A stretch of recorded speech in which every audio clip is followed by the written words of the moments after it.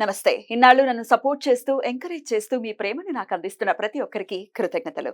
అలాగే ఈ వీడియో కూడా ఖచ్చితంగా మీకు ఉపయోగపడుతుంది. లైక్, షేర్ అండ్ సబ్స్క్రైబ్ చేసి మీ సపోర్ట్‌ని నాకు అందించండి. అలాగే ఈ వీడియో పట్ల మీకున్న అభిప్రాయాన్ని కామెంట్ సెక్షన్‌లో కామెంట్ చేసి తెలియజేయండి.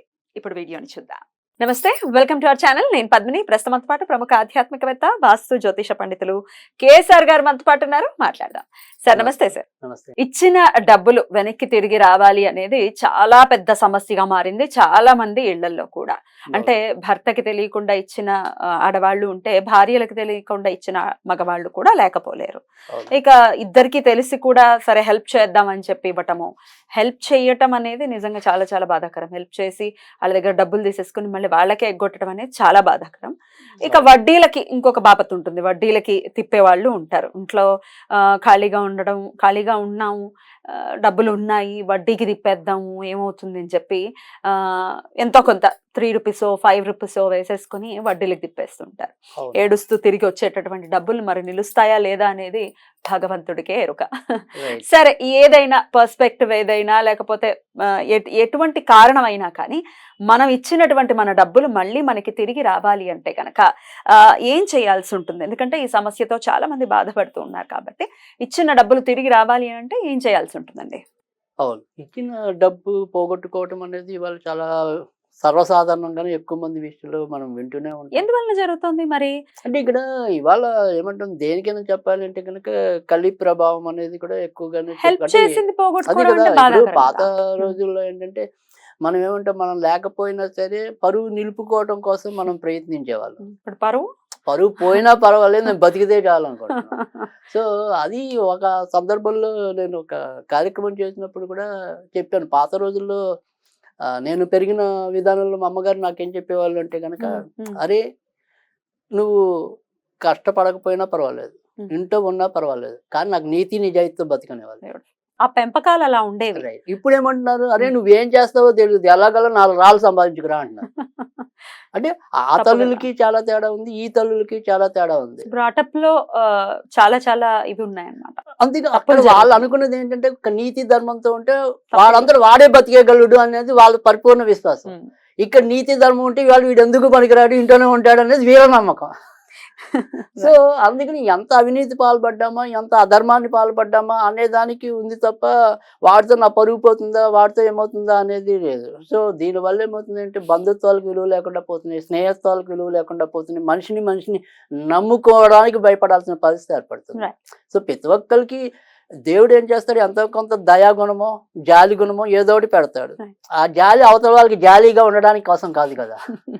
సో ఇక్కడ అందుకని మనం ఏంటంటే ఖచ్చితంగా ఇది చాలా మంది ఎదుర్కొంటున్న పెద్ద సమస్య, మానసిక పరమైనటువంటి ఇబ్బందిగా కూడా మారుతుంది. ఎందుకంటే ఇంట్లో భర్తకి తెలియకుండా భర్త ఉంచుకోవే ఈ వారం 3000 ఏదో అలా దాచుకున్న డబ్బులే ఇస్తూ దాచుకున్న డబ్బులు పాప వీళ్ళు ఇవ్వటం, అదేమో భర్తకి చెప్పలేము, ఇదేమో ఎప్పుడప్పుడు అడుగుతారు కదా ఏమి డబ్బులు. కానీ అసలు నేనది వీళ్ళకి అనారోగ్యాన్ని ఇవ్వటమేగా. ఎగ్జాక్ట్లీ. అది సో మానసికంగా మనకు కుదిరలేకపోతే దాని అనారోగ్యాలకు వెళ్ళిపోతుంది. ఇక్కడ ఇంకొక ప్రశ్న, వడ్డీలకి తిప్పేటటువంటి పరిస్థితి కూడా ఉంటుంది.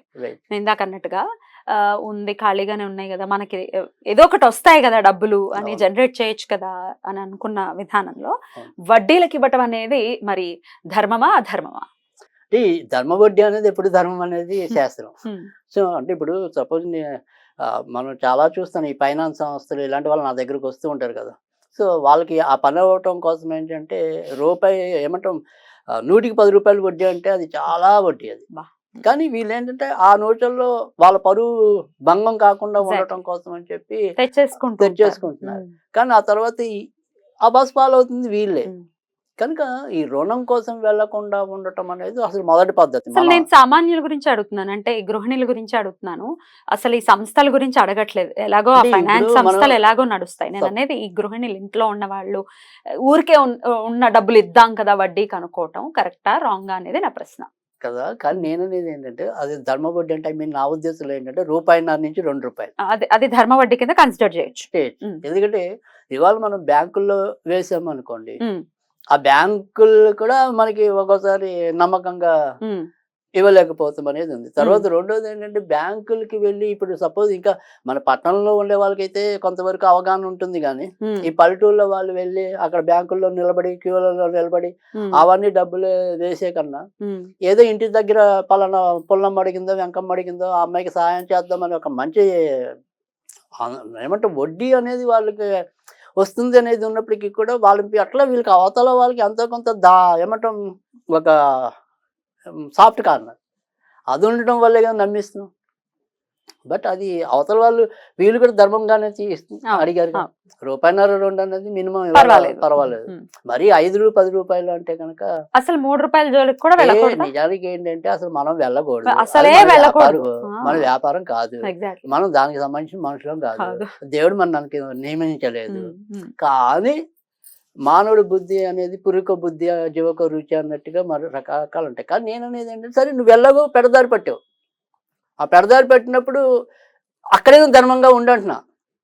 ఇప్పుడు ఆ మందు కొట్టేవాడు చెడిపోవడానికి వెళ్తున్నాడు, కనీసం ఒక ఔన్స్ తాగు, అంతేగాని సీసాలు తాగేస్తాడంటే అది ఎప్పుడైనా నీకే చేటిస్తుంది. కనుక అతి అనేది ఎప్పుడు కూడా అతి సర్వత్రం అని చేయొద్దన్నారు. సరే నువ్వు రూపాయన్నర 2 రూపాయల దాకా ఆశపడితే తప్పలేదు, అది కూడా తప్పని పోతేనే నేను చెప్తున్నా, అది ధర్మం అని నేను చెప్పట్లా. ఒకవేళ అపమార్గంలోకి వెళ్ళినా అక్కడైనా ధర్మంగా ఉండండి అంటున్నా. కరెక్ట్. ఇప్పుడు గుడ్డి కన్నా మెల్ల బెటర్. రామాయణంలో మనకి రాజుల యొక్క ధర్మంలో పొరపాటున యుద్ధం చేస్తున్నప్పుడు కిరీటం కింద పడితే గనక వాళ్ళని మనము చంపకూడదు, అది అధర్మం అవుతుంది. సో వాళ్ళు ఆ కిరీటం తీసుకుని మళ్ళీ ధరించేదాకా కూడా మనకి వ్యవధి ఇవ్వాలి. సో అందుకని ఇక్కడ మనం యుద్ధం చేయడం తప్పనిసరి అయినప్పుడు ఆ యుద్ధాన్ని ధర్మంగా చేయండి అంటున్నాను. సో అందుకే ఆ రకంగా యుద్ధాన్ని ధర్మంగా చేసి మీ బాధ్యతలు మీరు తీసుకుంటే, కానీ ఇక్కడ మనం ధర్మబద్ధంగా వెళ్ళినా నాకు మోసం జరుగుతుంది. ఇక్కడ ఇదొక రకం ఉంది డెఫినెట్ గా.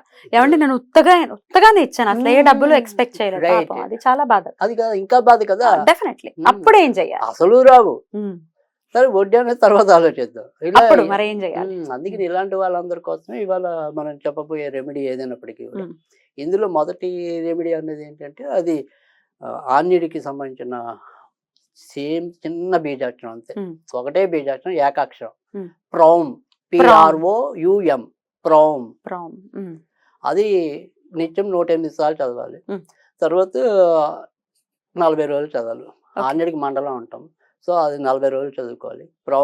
ప్రౌమ్ అని చదివి, సో ఏదైనప్పటికీ కూడా మీకు బాగా ఎక్కువ ఇబ్బంది ఎవరితో ఉందో వాళ్ళ పేర్లు చెప్పుకోండి. అంటే ఎక్కువ మొత్తాలు రావాల్సినవి ఎవరైతే ఉంటాయి, చాలా మంది ఉన్నారండి, అంటే చాలా మంది ఉంటే కనుక అందరి పేర్లు అనేది వద్దు, అప్పుడు ఒకే అమౌంట్ చెప్పుకోండి.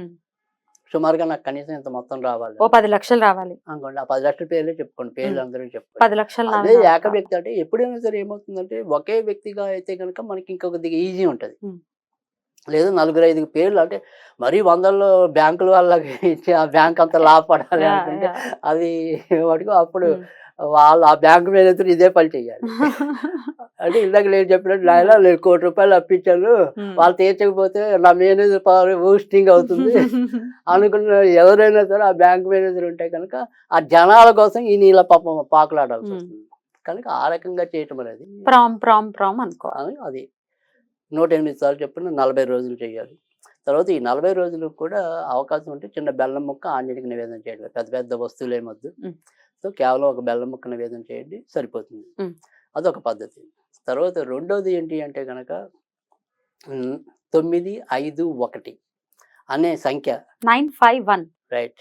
ఇది ఒక వైట్ పేపర్ మీద రాసి, ఆ వైట్ పేపర్ మీద కింద మనకి ఎంత డబ్బు రావాలో అంత డబ్బు రాసి, పేర్లు వద్దు, ఎంత డబ్బు రావాలో అంత డబ్బు పేర్లు వేసి ఒక చిన్న ఏమంటాం గుండ చుట్టాలి. రౌండ్గా మనం బాల్ అంటాం కదా, పేపర్ బాల్ అనుకోండి. సో ఆ పేపర్ బాల్లో చుట్టాలి. అలా చుట్టి కాసేపు మన ఇంట్లో ఉండే ఉత్తరంలో ఒక చిన్న గ్లాస్ పెట్టి ఆ గ్లాస్ నీళ్ళల్లో వేయాలి. వేసి 1 గంట 2 గంటలు అయిపోయాక ఆ పేపర్తో సహా ఏదైనా సరే చెట్లో వేసేయాలి. ఇది ఒక పద్ధతి. ఇది ఏ కలర్ పెన్ తో రాయమంటారు? ఇది రెడ్ కలర్ పెన్ తో రాసి ఉత్తరంలో, అంటే నార్త్ లో. జనరల్ గా అప్పులు రాకపోయినా, అప్పులు మనకి సరిగ్గా లేకపోయినా, అప్పుల జోలికి వెళ్తున్నా వాటన్నిటి కూడా జనరల్ గా కుజుడి యొక్క ప్రభావం అనేది ఎక్కువ ఉంటుంది. సో బయట నుంచి సక్రమంగా రాలేకపోయేదానికి శని యొక్క ప్రభావం ఉంటుంది. అందుకని అక్కడ ఆంజనేయుడి దేవటం అనేది ఇక్కడేమో కుజుడికి సంబంధించింది 951 అని. 951. సో 951 అనేది ఎందుకు ఇచ్చాము అంటే కనుక 9 అనేది కొంతమంది ప్రకారం కుజుడి నంబర్ అయితే 5 అని కలిపితే 6 అవుతుంది. 6 అనేది శుక్రుడి నంబర్. సో లేదు నా పద్ధతిలో రివర్స్‌లోకి వెళ్ళినా కానీ వాళ్ళిద్దరే కారకులు అవుతారు కదా! సో శుక్రుడు మన యొక్క భోగత్వాన్ని పోకుండా ఉండాలి అంటే కూడా శుక్రుడు కావాలి. కనుక 951 అది రాసుకోవటం. అంటే నేను ఏదైనా సరే ఒక రెమెడీ అనేది ఇవ్వటం అనేది ఉంటే దానికి ఏదో ఒక రీజన్ ఉండాలి. అంటే గ్రహాలతో సంబంధం ఉండాలి నాకు కంపల్సరీ. సో ఆ గ్రహాలతో సంబంధం లేకుండా రెమెడీస్ అంటే చెప్పలేను కామన్గా. సో దేనికి ఎవడి వల్ల ఏ ఇంపాక్ట్ తగిలి వీళ్ళు బాధపడతారు అనేది మన యొక్క ఏమంటాం పరిశీలన. సో ఆ పరిశీలనగా చూసినప్పుడు ఖచ్చితంగా శని కానీ శుక్రుడు కానీ కుజుడు కానీ వీళ్ళ వల్లే మనం యొక్క సంపదలు పోగొట్టుకోవడం కానీ సంపదలు వృద్ధి చెందుకోవడం కానీ ఏదైనా కూడా మేజర్ ప్లానెట్స్ అయితే ఈ 3. అందుకని అక్కడ ప్రోమ్ అనేది ఇచ్చాను, ఇక్కడ ఇది అనేది ఇచ్చాను. సో ఇది ఏ రోజు చేయమంటారు ఈ పేపర్ది? ఎప్పుడైనా సరే మంగళవారం మొదలెట్టాను. మంగళవారం. ఎన్ని రోజులు అలా చేయమంటారు? 40 రోజులు చేయమన్నాను. కంటిన్యూస్ గానా? అంటే మనకి ఇది ఏంటంటే మరీ ఏదైనా 1-2 రోజులు ఇబ్బంది వచ్చిన ఆడవాళ్ళకి ఇప్పుడు ఏదైనా అప్పుడు ఆపేయండి. బట్ మీరు కౌంట్ చేసుకోండి 40 రోజులు అయిందా లేదా చేసుకొని 40 రోజులు ఫ్రెష్ 40 పేపర్ వేసుకోండి. ఈ రోజు అయిపోయింది టిక్ కొట్టేయండి, రేపు అయిపోయింది టిక్ కొట్టండి. అలా మొత్తానికి 40 అంకెలు పూర్తి చేయండి. బట్ యాజ్ పాసిబుల్ డబ్బులు వచ్చేస్తాయి వెనక్కి. ఖచ్చితంగా కొంత మొత్తం అయితే గ్యారంటీగా రావటం అనేది అయితే ఊరట లాభించడం అనేది అయితే ఉంటుంది. అలా రావాలి అని ఏ యాంగిల్ అయినా పర్వాలేదు, వడ్డీకి ఇచ్చారా ఇంకోటా తెలియక ఇచ్చారా తెలియక ఇవ్వలేదా ఇవన్నీ పక్కన పెట్టేసి వారి డబ్బులు ఎవరికైతే ఇచ్చారో డెఫినెట్లీ దాని నుంచి మన వాళ్ళు బయటపడాలని మనస్ఫూర్తిగా కోరుకుంటూ కృతజ్ఞతలండి. నమస్తే.